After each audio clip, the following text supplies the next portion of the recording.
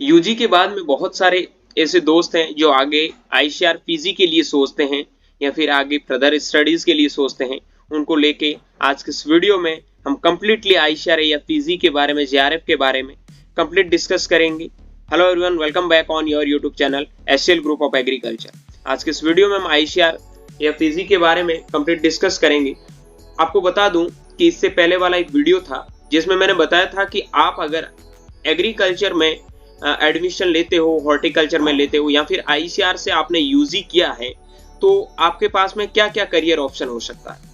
मैंने आपको उस वीडियो में 4 पार्ट में उसको डिवाइड करके बताया था कि एक आप गवर्नमेंट जॉब कर सकते हैं, एक आप प्राइवेट जॉब कर सकते हैं, एक आप फर्दर स्टडीज हैं वो आगे कर सकते हैं, आप रिसर्च में हैं वो जा सकते हैं। ठीक है, उसके बावजूद एक और ऑप्शन होता है एमबीए के लिए जो आपका अलग से आता है, उनके बारे में भी अलग वीडियो बना के डिस्कस करेंगे। उस वीडियो में मैंने आपको गवर्नमेंट जॉब, प्राइवेट जॉब के बारे में कंप्लीटली बताया है। अगर वो वीडियो आपने नहीं देखा है तो डिस्क्रिप्शन बॉक्स में उस वीडियो का लिंक है, वो वीडियो जरूर देखें। उससे आपके बीएससी एजी में जो भी करियर ऑप्शन है उनसे रिलेटेड आपको बहुत हेल्प मिलेगी। आज के इस वीडियो में, उस वीडियो के माध्यम से मैंने बताया कि एक अगले वीडियो में आईसीआर पीजी के बारे में कंप्लीट डिस्कस करेंगे। आईसीआर पीजी में मैं आपको बता दूं बहुत सारे ऐसे सब्जेक्ट होते हैं, उनके भी बहुत सारे सब सब्जेक्ट होते हैं। उनको कंप्लीटली जितने भी जो आपके आईसीआर पीजी में सब्जेक्ट होते हैं उनके बारे में डिस्कस करूंगा और एक एक पॉइंट को अच्छे से समझाऊंगा किसके लिए क्या क्राइटेरिया है। ठीक है, चलिए वीडियो करते हैं स्टार्ट। सबसे पहले हम बात करते हैं कि व्हाट इज आईसीआर पीजी। देखो, Indian council of agriculture research post graduation के लिए 2 साल का डिग्री प्रोग्राम होता है। आप अगर टॉप के 25% सीटों पर एडमिशन पाते हो तो जूनियर रिसर्च फेलोशिप आपको मिलती है। अगर आप आईसीआर से पीजी में एडमिशन लेते हो, आपका डायरेक्ट आपको जेआरएफ नहीं मिलता है तो आपको 5,000 रुपए स्कॉलरशिप मिलती है। अगर आपको जेआरएफ से आईसीआर में एडमिशन मिलता है पीजी के लिए तो आपको 12,000 रुपए के समथिंग पर मंथ है वो आपको स्कॉलरशिप मिलती। ओके, देन हम बात करते हैं कि in which course are there different सब सब्जेक्ट। बहुत सारे ऐसे सब सब्जेक्ट होते हैं जिनके बारे में मैं आगे मतलब अलग अलग जो डिफरेंट कोर्स होते हैं, सब्जेक्ट होते हैं, कौन कौन से उनमें सब सब्जेक्ट आते हैं उनके बारे में चर्चा करूंगा। How much time does it take to ICR JRF PG, वो आपको मैंने बता दिया कि टाइम ड्यूरेशन होता है इनका 2 साल का डिग्री प्रोग्राम होता है। जिस हिसाब से आपने यूजी प्रोग्राम 4 साल में कंप्लीट किया है उसी प्रकार आपका पीजी प्रोग्राम है वो 4 साल में होता है। बहुत सारे स्टूडेंट होते हैं वो पीजी के लिए प्रिपेयर करते हैं कि पीजी के बाद में आपके लिए जॉब अपॉर्चुनिटी है एग्रीकल्चर के सेक्टर में बहुत ज्यादा बढ़ जाती है। What is the eligibility criteria for which subject, किस किस सब्जेक्ट में आपके लिए क्या क्या क्राइटेरिया होता है। बहुत सारे ऐसे बच्चे हैं जिन्होंने यूजी में एडमिशन है वो हॉर्टिकल्चर में लिया है, फॉरेस्ट्री में लिया है, एग्रीकल्चर में लिया है, तो उन बच्चों के लिए क्या क्या करियर ऑप्शन हो सकता है, वो किन किन सब्जेक्ट में जा सकते हैं, उनको लेके चर्चा करते हैं। सबसे पहले जिस सब्जेक्ट के बारे में बात करूंगा उस सब्जेक्ट के कौन कौन से सब सब्जेक्ट होते हैं उनके बारे में बताऊंगा और क्या क्या इसके क्राइटेरिया होते हैं, कौन कौन से बच्चे हैं वो इस सब्जेक्ट से पीजी कर सकते हैं। ओके, सबसे पहले बात करता हूं मैं आपके जो आईसीआर एजी के लिए एडमिशन के लिए एमएससी डिग्री प्रोग्राम में जेआरएफ आईसीआर में 20 सब्जेक्ट होते हैं। ठीक है, यहाँ पर मैंने 19 लिखे हैं लेकिन मैं आपको 20 सब्जेक्ट बताऊंगा और उनके भी सब सब्जेक्ट बताऊंगा।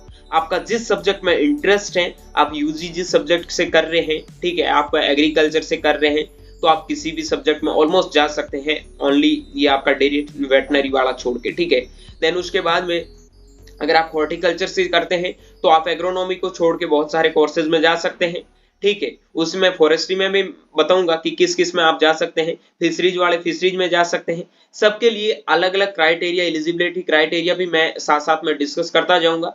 19 सब्जेक्ट में सबसे पहले आपके पास में एग्रोनॉमी है, उसके बाद में प्लांट बायोकेमिस्ट्री, बायोटेक्नोलॉजी है। ये कोई सीरियल रैंक नहीं होता है, ये मैं सब्जेक्ट बताता हूँ, जिस सब्जेक्ट में आपका इंटरेस्ट होता है उसी सब्जेक्ट में जा सकते हैं। और करियर ऑप्शन के बारे में आपको क्या बताएं यार, एग्रीकल्चर में करियर ऑप्शन की कमी नहीं है। ठीक है, आप अच्छे से करते हो कोई दिक्कत नहीं आएगी। वीडियो थोड़ा लंबा होगा, वीडियो को अच्छे से देखिए अगर पूरी बातें आपको अच्छे से समझना है तो। ठीक है, एग्रोनॉमी, प्लांट बायो टेक्नोलॉजी, उसके बाद में plant science, physical science, entomology and nematology, soil science, statistical science, horticulture, forestry, agro forestry, silviculture, agriculture engineering technology, water science and technology, animal biotechnology, veterinary science, animal science, fisheries science, dairy technology, food science technology, agri business management, एक आपका होता है community science, उसके बारे में मैंने यहाँ mention नहीं किया, लेकिन आगे सब सब्जेक्ट भी बता दूंगा सबका। ठीक है, करते हैं स्टार्ट एक एक सब्जेक्ट को लेके। एक एक सब्जेक्ट में कौन कौन से सब सब्जेक्ट होते हैं, आप अगर प्रिपरेशन करते हैं, मान लो आप एग्जाम्पल से नहीं समझाऊंगा, आगे सब्जेक्ट समझाऊंगा तब बताऊंगा। मान लो आपने एग्रोनॉमी सब्जेक्ट चूज किया है, ठीक है, आप एग्रोनॉमी से जेआरएफ का प्रिपरेशन कर रहे हो, तो एक वीडियो मैं अलग से लेके आऊंगा, अगला वीडियो उसी के ऊपर रहेगा कि आप जेआरएफ करते हैं तो आपका जेआरएफ में कैसा मतलब पैटर्न होता है, कितने क्वेश्चन आते हैं, ठीक है, और किस सब्जेक्ट, अगर आप मेजर सब्जेक्ट चूज करते हैं तो उस सब्जेक्ट से कितने क्वेश्चन आते हैं, तो वो अगला वीडियो हमारा उसी पे ऊपर रहेगा। वो वीडियो भी आप देखना ना भूले, चैनल को सब्सक्राइब कर ले, जब भी वीडियो आएगा आपके पास में नोटिफिकेशन आ जाएगा। ओके, एग्रोनॉमी में बता देता हूं कि एग्रोनॉमी में आपके पास में एग्रोनॉमी और आपका फॉरेस्ट प्रोडक्शन और टी हस्बेंड्री, मेनली दो ब्रांच होती है आपका, एक मतलब सब सब्जेक्ट, एक तो एग्रोनॉमी, एक आपका टी हस्बेंड्री। ये आपका मार्क पे डिपेंड करता है, या फिर आप अगर आपके अच्छे मार्क्स हैं तो आप अपने आप भी चूज कर सकते हैं। ओके, देन बात करता हूं नेक्स्ट में प्लांट बायोटेक्नोलॉजी। बायोटेक्नोलॉजी में आपके पास में आप प्लांट बायोकेमिस्ट्री, ठीक है, सेकंड आपका plant biotechnology, molecular biology, biotechnology, third आपका है प्लांट फिजियोलॉजी या फिर आप crop physiology. Plant biotechnology subject आप चूज करते हैं तो आपके मेजर इसमें तीन सब सब्जेक्ट होते हैं, जिनमें आपका बायोटेक्नोलॉजी है, उसके बाद में आपका प्लांट बायोटेक्नोलॉजी, मॉलिक्यूलर बायोलॉजी है, और आपका क्रॉप फिजियोलॉजी है। ठीक है, ये चीजें आपकी क्लियर हो गई। नंबर थर्ड सब्जेक्ट में बात करते हैं। देखो, एग्रोनॉमी और प्लांट साइंस में बहुत ज्यादा बच्चे हैं, मतलब प्रिपरेशन करते हैं, बहुत ज्यादा बच्चे प्रीफेयर करते हैं, तो इनमें थोड़ा करियर ऑप्शन भी अच्छा है और अच्छा सब्जेक्ट माना जाता है। तो प्लांट साइंस की बात करूं तो इसमें 5 मेजर सब्जेक्ट के बारे में बात करते हैं। प्लांट ब्रीडिंग एंड जेनेटिक, अगला plant pathology, agricultural micrology, seed science technology, plant genetic resources. For example, किसी बच्चे को प्लांट पैथोलॉजी का प्रोफेसर बनना है तो उसको जेआरएफ के लिए प्लांट साइंस को चूज करना है। किसी को प्लांट ब्रीडर बनना है तो उनको प्लांट साइंस को चूज करना पड़ेगा। ठीक है, ये सब्जेक्ट होते हैं जो आपको चूज करने पड़ते हैं, आपको उसी हिसाब से अपना प्रिपरेशन करना होता है। देन उसके बाद में आप प्लांट साइंस से पेपर देते हो, उनके मार्क्स के अकॉर्डिंग आपको जो टॉप के ब्रांचेस होते हैं उनका हाई कट ऑफ रहता है। जेआरएफ के बारे में भी कंप्लीटली मैं चीजें आपको समझाता जाऊंगा। एग्रीकल्चर से रिलेटेड आपके छोटे से छोटे डाउट भी क्लियर किए जाएंगे। आप अगर माइक्रोबायोलॉजी में इंटरेस्टेड है, माइक्रोबायोलॉजी में जाना चाहते हैं, तो भी आपको प्लांट साइंस चूज करना पड़ेगा। आप एक अच्छे सीड साइंटिस्ट बनना चाहते हैं तो भी आप प्लांट साइंस चूज करो। प्लांट्स, ठीक है, जिसमें आपका seed science and seed technology होता है। उसके बाद में प्लांट जेनेटिक रिसोर्सेज भी आपका इसी में आता है। ठीक है, अब मैं इनका लास्ट में जाके सबका क्राइटेरिया भी बता दूंगा कि इसमें कौन सा बच्चा जा सकता है, क्या क्या इसका क्राइटेरिया है। काफी बच्चे होते हैं कि प्लांट साइंस में हम हॉर्टिकल्चर से कर रहे हैं, क्या हम प्लांट साइंस में जा सकते हैं? जी हाँ, आप हॉर्टिकल्चर से करो, फॉरेस्ट्री से करो, आप प्लांट साइंस में जा सकते हैं। ठीक है, क्योंकि सब प्लांट से रिलेटेड होता है। ओके, देन हम बात करते हैं फिजिकल साइंस में। तो फिजिकल साइंस में बेसिकली आपके पास में 5 सब्जेक्ट होते हैं, जिसमें आपका एग्रीकल्चरल मेटेरियोलॉजी, जिसमें मौसम विज्ञान की स्टडीज की जाती है। किसी को मौसम विज्ञान का साइंटिस्ट बनना है तो उसको फिजिकल साइंस चूज करना पड़ेगा। ठीक है, उसके बाद में सॉइल साइंस है आपका, एग्रीकल्चरल केमिस्ट्री जिसको कह सकते हैं, इसमें आता है। उसमें सॉइल कंजर्वेशन, वाटर मैनेजमेंट है, ठीक है, आपका इरिगेशन एंड वाटर मैनेजमेंट है। देन उसके बाद में एग्रीकल्चर केमिकल्स के बारे में, एग्रीकल्चर फिजिक्स के बारे में, उसके बाद में इन्वायरमेंटल स्टडीज के बारे में। ठीक है, ये चीजें अगर आप फिजिकल साइंस चूज करते हैं तब आपको इसमें मेजर सब्जेक्ट ये पढ़ने पड़ते हैं। देन बात करते हैं एंटोमोलॉजी एंड निमेटोलॉजी। तो एंटोमोलॉजी एंड निमेटोलॉजी में आपका एग्रीकल्चर एंड हॉर्टिकल्चर एंटोमोलॉजी आता है। उसके बाद में आपका निमेटोलॉजी आता है, उसके बाद में एफिकल्चर आता है, सेरिकल्चर आता है, और आपका प्लांट प्रोडक्शन आता है। ओके, देन बात करता हूँ सोशल साइंस के बारे में। कोई एग्रीकल्चर इकोनॉमिक्स बनना चाहता है, बड़ा इकोनॉमिस्ट बनना चाहता है, तो उसके लिए सोशल साइंस सब्जेक्ट है।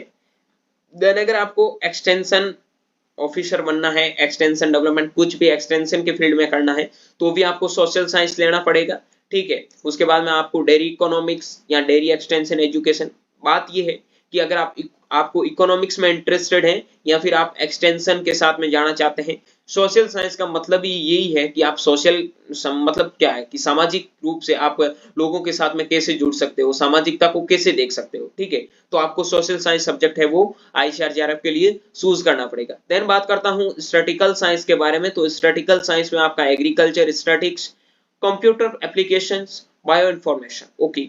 देन बात करता हूँ हॉर्टिकल्चर में। तो horticulture, olericulture, pomology, PhD, post harvest technology of horticulture crops, आपका फ्लोरिकल्चर, लैंडस्केपिंग, उसके बाद में spices and plantation crop, okay. Then बात करता हूँ forestry, agro forestry and silviculture के बारे में। इसके आपके मेजर सब्जेक्ट हैं। देखो फॉरेस्ट्री से जो बच्चा यूजी करता है तो उनके लिए मेरा सजेशन यही रहेगा कि आप आगे भी पीजी है वो इसी सब्जेक्टों से करें, या तो आप सिल्वीकल्चर से कर लो या फिर आप एग्रो फॉरेस्ट्री से कर लो, फॉरेस्ट्री से कर लो, किसी से कर लो। अगर आप पीजी, अगर आपने यूजी फॉरेस्ट्री से किया है तो मे बी आपके लिए ये बेटर ऑप्शन होगा, ओके।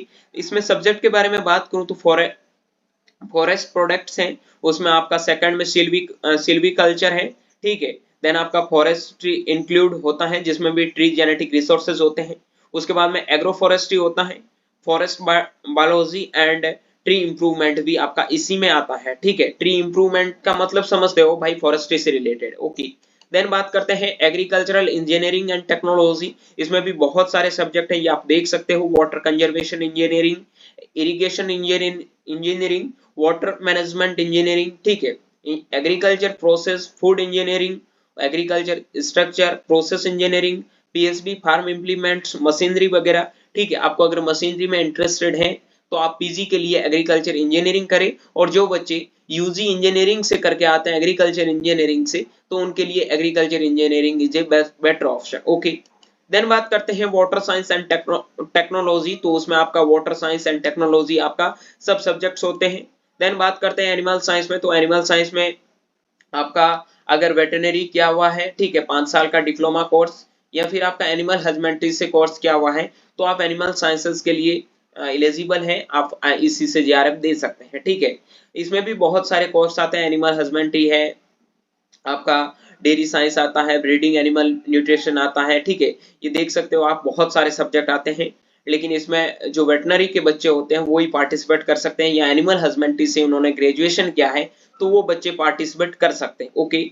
देन बात करता हूँ एनिमल बायोटेक्नोलॉजी के बारे में। तो वो भी एनिमल बायोटेक्नोलॉजी में आपका जिस हिसाब से आपने प्लांट बायोटेक्नोलॉजी पढ़ा उसी हिसाब से आपका एनिमल बायोटेक्नोलॉजी आता है। एनिमल बायोटेक्नोलॉजी आपका वेटरनरी एनिमल बायोकेमिस्ट्री, ठीक है। देन बात करता हूँ वेटनरी साइंस में। वेटनरी साइंस में भी बहुत सारे सब्जेक्ट होते हैं।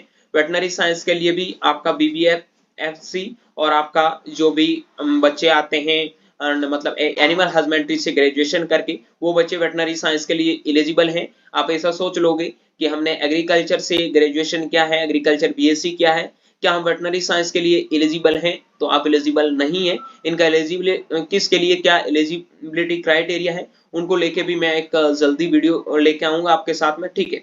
देन बात करता हूँ फिशरीज साइंस में। तो फिशरीज साइंस में आपने अगर ग्रेजुएशन फिशरीज से किया है तो आपके लिए पीजी भी फिशरीज से करना बेटर रहेगा। आपका क्राइटेरिया भी यही है कि आप अगर फिशरीज से पीजी करना चाहते हैं तो आपका यूजी है वो फिशरीज से होना कंपलसरी है, ओके। इसमें भी बहुत सारे सब्जेक्ट होते हैं। देन बात करते हैं डेयरी साइंस में। डेयरी साइंस में dairy micrology and dairy chemistry होता है। देन बात करता हूँ डेयरी टेक्नोलॉजी के बारे में। तो डेयरी टेक्नोलॉजी में डेयरी इंजीनियरिंग, ठीक है। उसके बाद में फूड साइंस एंड टेक्नोलॉजी में फूड साइंस एंड टेक्नोलॉजी आता है। देन बात करता हूँ एग्री बिजनेस मैनेजमेंट, जिसे आप एबीएम बोल सकते हैं। बहुत सारे बच्चे होते हैं जिनका इंटरेस्ट होता है कि एक बिजनेसमैन बनना, ठीक है, एक बिजनेस करना आगे जाके, ठीक है, या फिर कोई कंपनी में प्राइवेट अच्छा पैकेज देना। तो उन बच्चों को मेरा यही सजेशन रहेगा कि आप एबीएम करो, अच्छे कॉलेज से करो। एबीएम से बेटर रहेगा कि आप एमबीए के लिए जाओ। आप सेकंड ऑप्शन है वो एबीएम को मान सकते हो। अभी से आप अगर प्रिपरेशन कर रहे हो, यूजी में काफी बच्चे यूजी के लिए वीडियो देख रहे हैं, और आपको अगर अच्छा बिजनेसमैन बनना है, अच्छा प्लेसमेंट, अच्छा पैकेज चाहिए, तो आप एमबीए का प्रिपरेशन करना स्टार्ट कर दीजिए। देन आपको साइड ऑप्शन है वो एग्री बिजनेस मैनेजमेंट भी रखना चाहिए, ठीक है। क्योंकि एमबीए में बहुत कम बच्चों का सिलेक्शन होता है, एमबीए बहुत डिफिकल्ट कोर्स माना जाता है।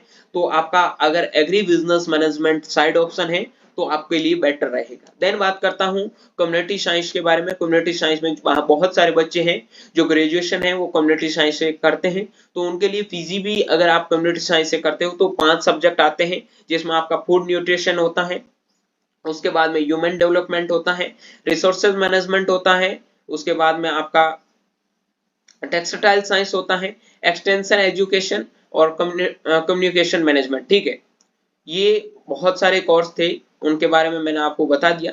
वीडियो अगर आपने पूरा देखा है तो मैं भी उम्मीद करता हूं इस वीडियो के माध्यम से आपको सारी चीजें समझ में आ गई। अब 1 मिनट का वीडियो और होगा जिसमें मैं आपको बता देता हूं मेजरली आपके लिए क्या क्या एलिजिबिलिटी क्राइटेरिया होता है। बहुत सारे बच्चे ग्रेजुएशन से प्रिपरेशन करना शुरू कर देते हैं और काफी बच्चों का यही डाउट रहता है कि हम मतलब किस सब्जेक्ट से प्रिपरेशन करें या फिर कब से प्रिपरेशन स्टार्ट करें।